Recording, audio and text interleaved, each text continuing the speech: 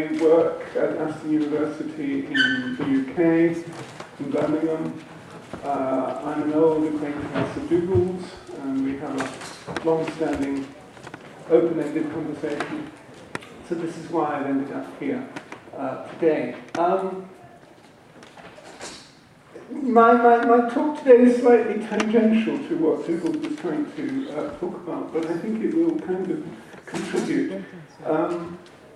And I'm not quite as idealistic about trying to live in a world where we don't have the economic imperatives, particularly from the perspective of actually survival. So what I'm going to talk about is infrastructure, and the relationship between infrastructure and the commons. I'm going to take a very conventional view of the commons as resources, cultural, natural, held in common, not privately owned. Classic resources were things like common lands and fisheries, some irrigation systems. Classic cultural examples include traditional music that Andrew McCann is deeply interested in. You can treat food crops and medicinal plants as part of the commons. There's this whole issue of pharmaceutical companies trying to, in fact, enclose medicinal plants by patenting them. I'm taking it more generally as resources common to all, cared for by human beings, used by all, including typically things like forests and water. Commons has become a topic due to things like digital commons, information commons, the idea that Wikipedia opens street maps or open source software as a commons.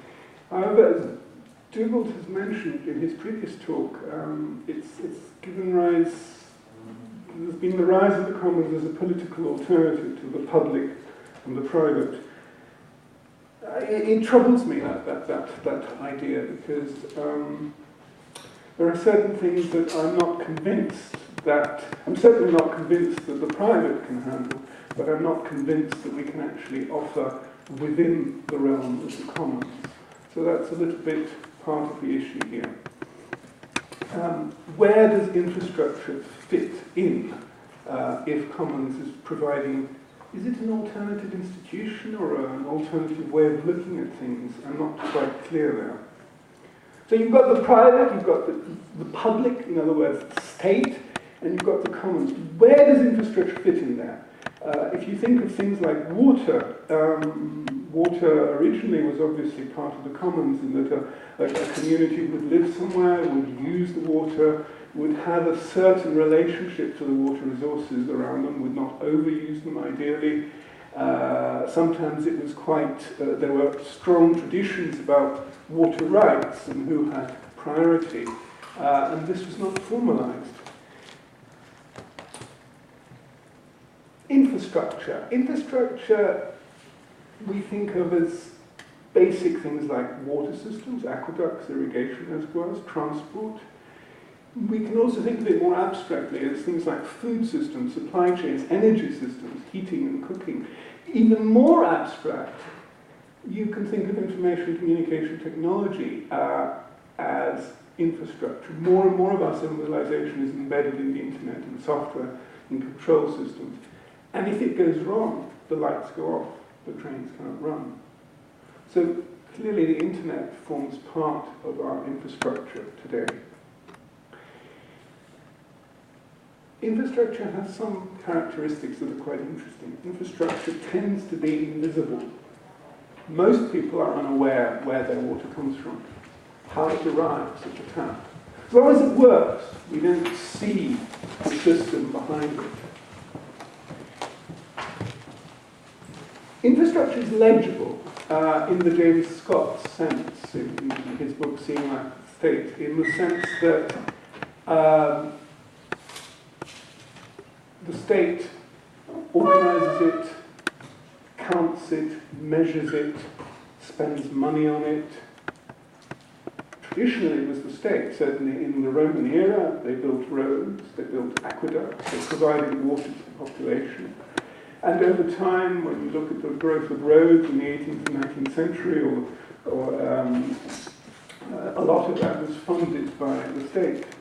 So in most countries around the world, what we classically think of as infrastructure was provided as a public service, sometimes with initiatives starting off privately and then eventually ending up in the public domain, like toll roads in Britain eventually became public, like canals, which were initially private, or the railway lines, which went through the whole process. In modern societies, our lives depend upon infrastructure. This is interesting when you come to think of things like the internet. 20 years ago, our lives didn't depend upon the internet. I'm old enough to know the world before the internet. Now our lives depend on the internet in all kinds of strange ways. You know, all kinds of parts of the systems that we live upon. If the internet breaks down, if the communications, the electronic communications don't function, the railways won't work, even the water systems won't work.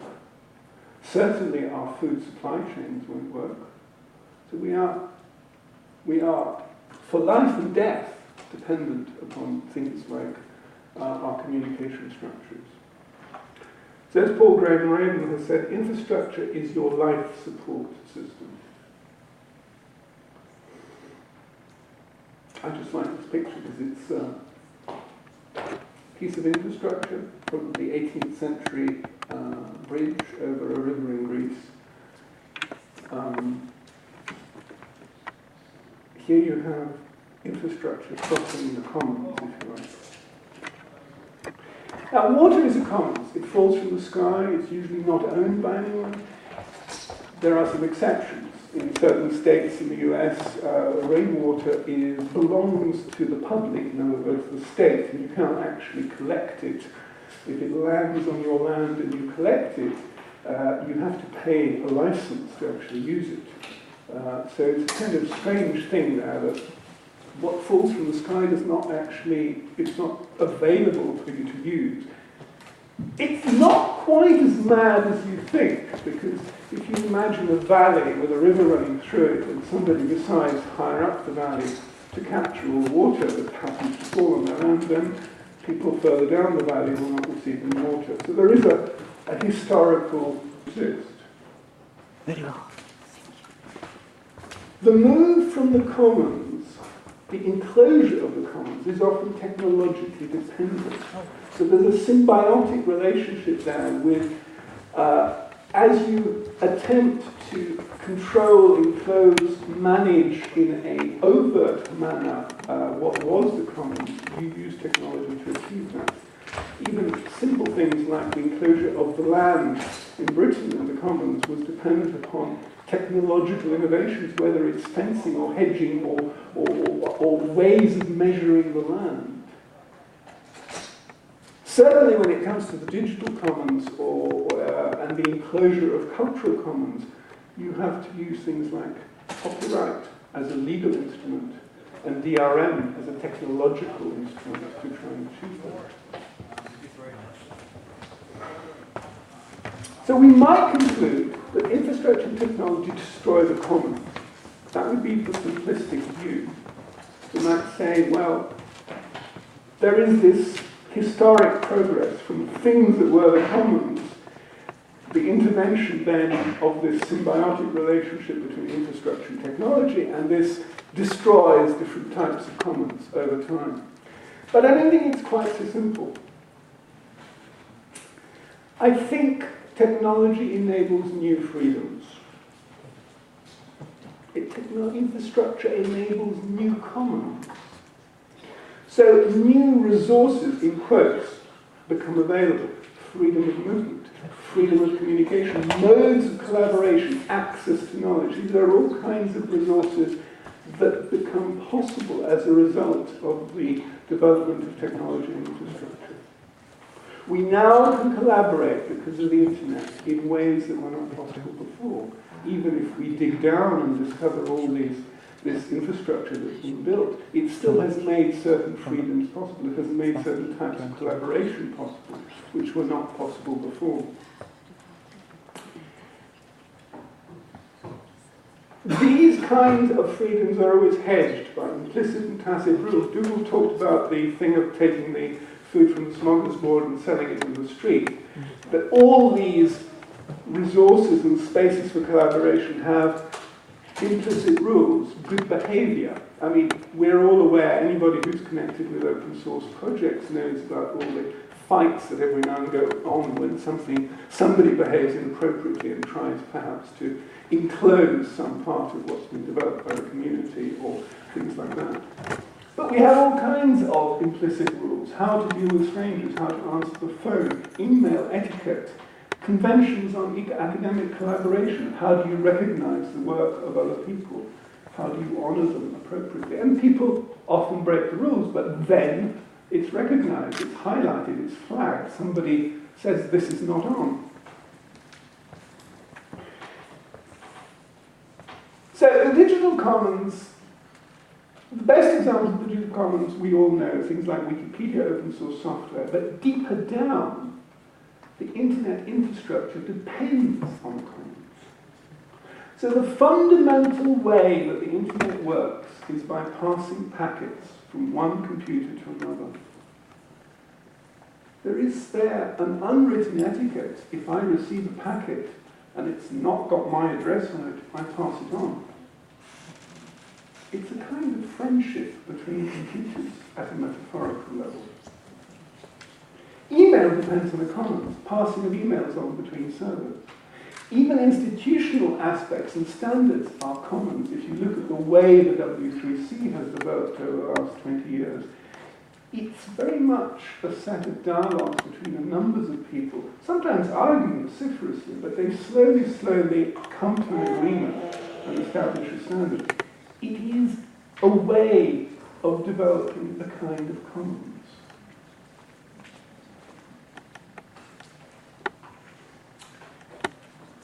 So, let's look at friendship. Dougal has already raised the importance of friendship when looking at commons. I look at it from a different perspective. Friendship is part of what keeps us alive. There's lots of evidence that loneliness kills. So on the logic that friendship is part of your life support system, it must be part of the infrastructure that keeps us alive. Equally, friendship is a common, a shared, intangible resource.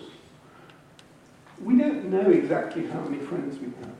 It's somewhere out there, most of us. We don't know exactly how much we can ask of all our friends until some crisis happens, until somebody dies, or something major happens, then you discover who your real friends are, who you're not. But it's an intangible resource that we need to take care of. We must not over-exploit it. It's difficult to quantify or measure. Or it has been until recently. Facebook. You can count the number of friends you have in Facebook. I put friends in multiple quotes there, obviously. Right?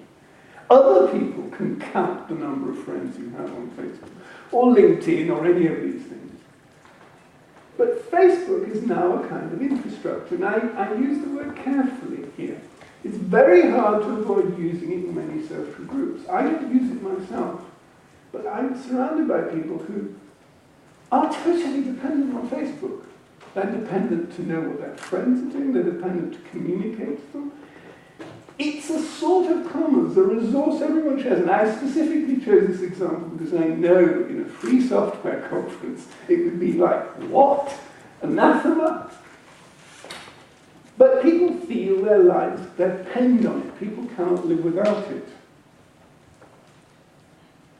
Unlike other commons, it is legible, it is very quantifiable, especially for the advertising industry, which has the most terrifying analytical set of data about each and every possible target or target group for their adverts. So it is very, very legible in James Scott's sense. So what has changed? All infrastructure tends to destroy commons over time. We've seen that with the history about water, And we see that also in the sense that many people decry the way things have changed in the internet over time, that more and more, instead of the open, free internet based on standards, we're getting these enclosed gardens, whether it's Facebook, whether it's the Apple app ecosystem on the iPhone. These are all ways in which the commons, the internet commons, the information commons are being enclosed. But at the same time, commons create new freedoms, new infrastructures, new commons arise out of these infrastructures.